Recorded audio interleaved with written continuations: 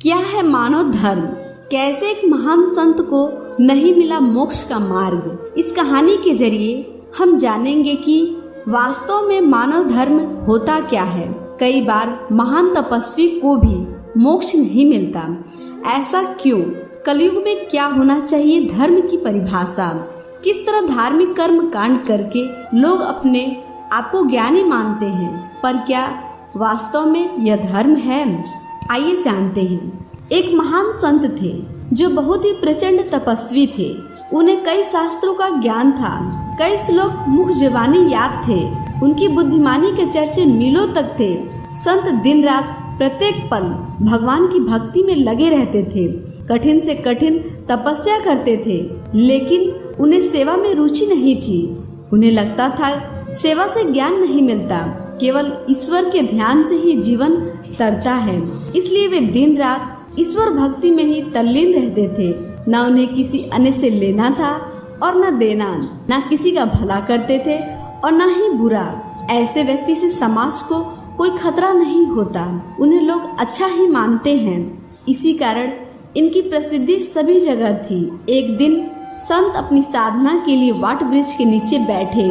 अचानक ही वहीं बैठे बैठे उनके प्राण निकल गए। मृत्यु के बाद जब उनके सामने चित्रगुप्त आए तो उन्होंने संत से कहा, हे तपस्वी, तुम्हारी तपस्या और ईश्वर भक्ति को देखकर तुम्हें एक कुलीन प्रतिष्ठित परिवार में अगला जन्म दिया जाएगा। यह सुनकर संत दुखी स्वर में बोले, हे चित्रगुप्त, मैंने बरसों तपस्या की, उसमें कोई कमी नहीं रखी, किसी प्राणी को दुख नहीं दिया, फिर भी मुझे मोक्ष की प्राप्ति क्यों नहीं हो रही?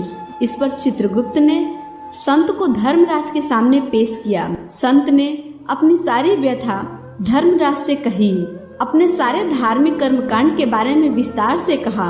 यह सुनकर धर्मराज मुस्कुराए और उन्होंने कहा, हे वत्स, वास्तव में तुम मानव धर्म को जान ही नहीं पाए।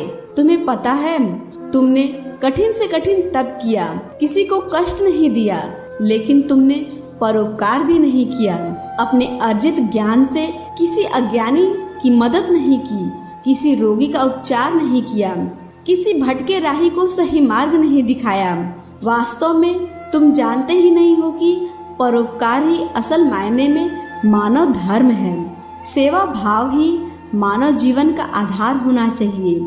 इस तरह संत को अपनी भूल का ज्ञान हुआ और उन्होंने अपने अगले जन्म में तप के साथ सेवा भाव को भी जीवन का लक्ष्य बनाया। फिर उन्हें बरसों बाद मोक्ष की प्राप्ति हुई। शिक्षा।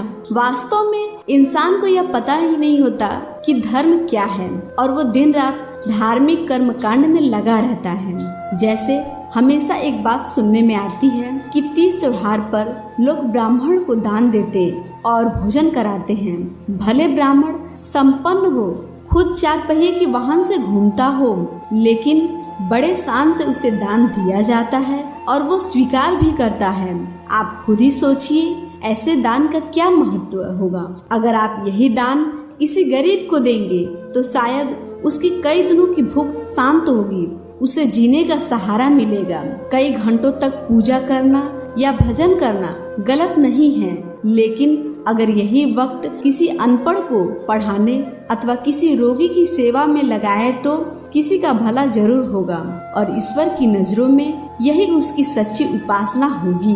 वास्तव में धर्म क्या है, इसी का ज्ञान इसके जरिए हम आपको अपने आप को समझाना चाहते हैं। आज कलयुग के दौर में मोक्ष प्राप्ति की तो कोई नहीं सोचता, हाँ, लेकिन सभी एक संपन्न एवं निरोग जीवन की कामना करते हैं। और अगर हम ईश्वर में यकीन करते हैं तो हमें कर्म और उसके फल में यकीन रखना ही होगा। हमारे कर्म ही हमें अच्छा या बुरा फल दे सकते हैं। इस कहानी से आपको क्या शिक्षा मिली और आप अपने आप में क्या बदलाव करेंगे, इसे सुनने के बाद हमें कमेंट करके जरूर बताएं।